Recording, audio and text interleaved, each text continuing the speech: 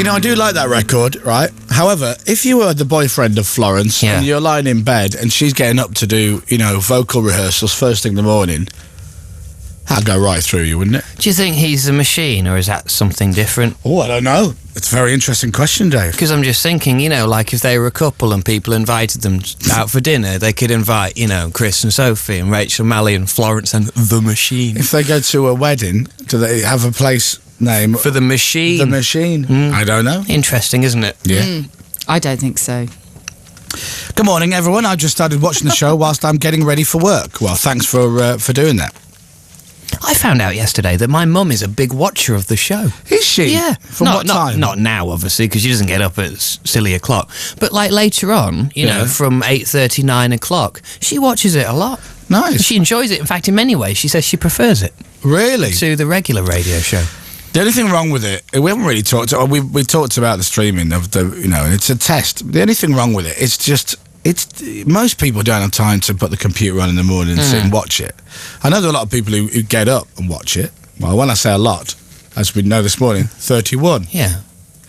But it's apparently it's very distracting, but in a good way. Well, people I've spoken to say that once you start watching it, it's almost quite addictive. It's very difficult to put down. Yeah. Should we do a quick questionnaire, kind of what do you think of it?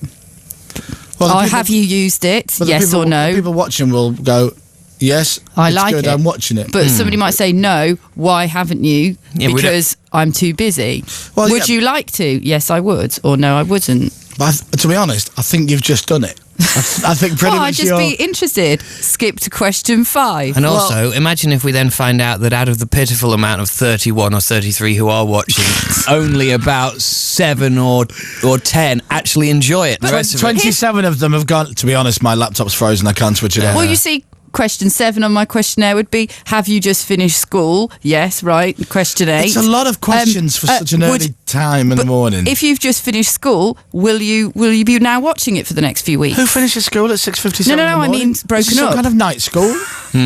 Broken up, because some people I think it's been the last day of term all week, do you know isn't what? Do you know what, Rachel? I don't think you've thought this through. No, I haven't really, but it's just interesting to How many me. questions will be on your questionnaire? I think I'd probably 8. 8, right. Okay. So You're just winging it, Rachel. This is experimental radio, and you know not where it's going. Someone's phoning in. I reckon they're answering my question. Someone's phoning in. It's like we're on local radio. Someone's phoning. And she's off, look, she's running. If that's you ringing, hang on, Rachel's on her way. It's very personal, isn't it?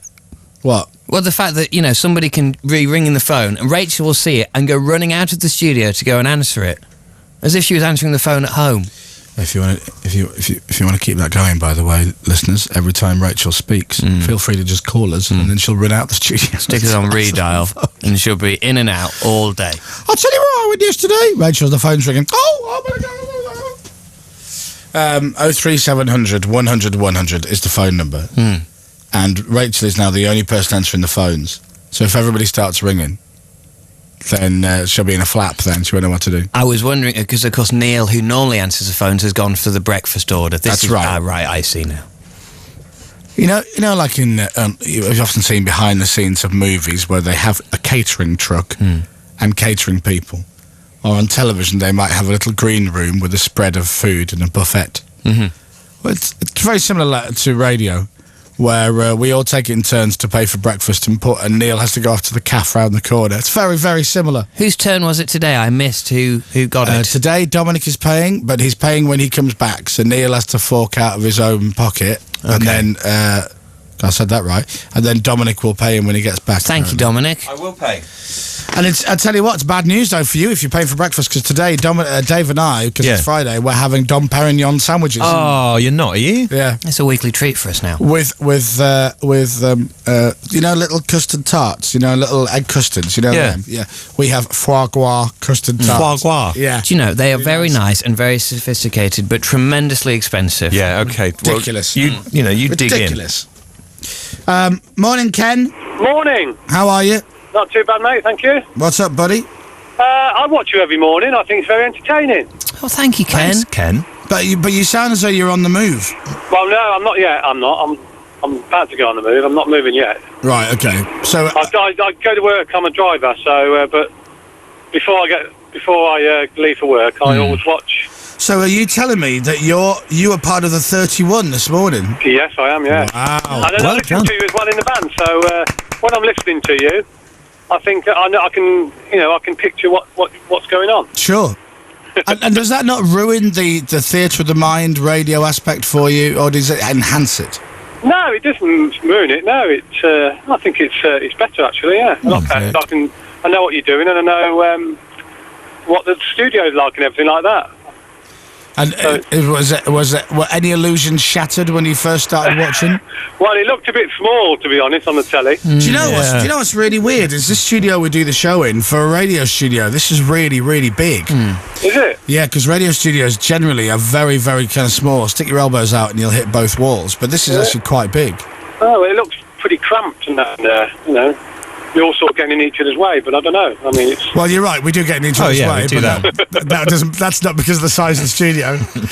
Well, I'm glad that you enjoy it. Yes. But it's a good show. I listen to it. I watch it, and then I listen to it all during the day when I'm driving. So, Thank you That's very nice. much. Thank you, very Early much. Ken. God love you. Have a good day. What do you do? I'm a driver. I deliver all around the country. So, What are you delivering? just packages and parcels. I deliver to lots of hospitals and things like that. So. Right. So it'll be teddy bears and tablets. Yeah. No, not really. Just medical.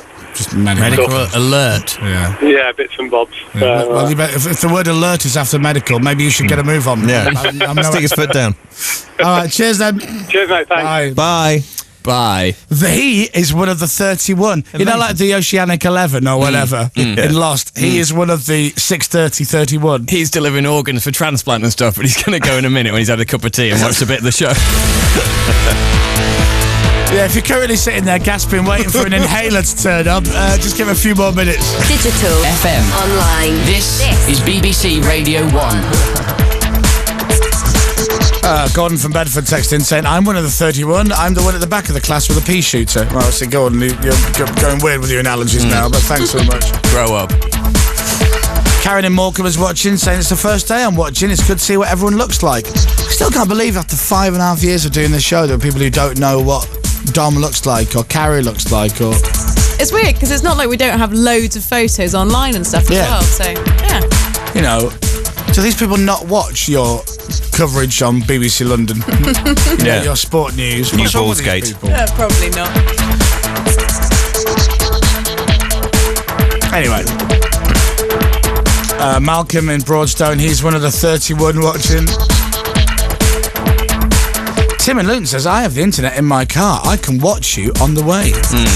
Wow, that's very posh. Only if you're a passenger, though. Won't be doing it if you're driving now. Seriously, we've only got 31 viewers. Please don't dial out because... They sound very cool, these early bunch, don't they? Ken, Malcolm and Gordon. DJ Ken, Malcolm, Gordon. Listen, I don't care what they're called. As long as they're tuned in, that's all I care about. Right, coming up then. Seema in New York has been stopping more people on the street in New York, so we'll find out what she's been doing. We'll play Chicane and Friendly Fires. Let's get the news first. It's 7:03. Claims a lack of doctors is putting soldiers at risk.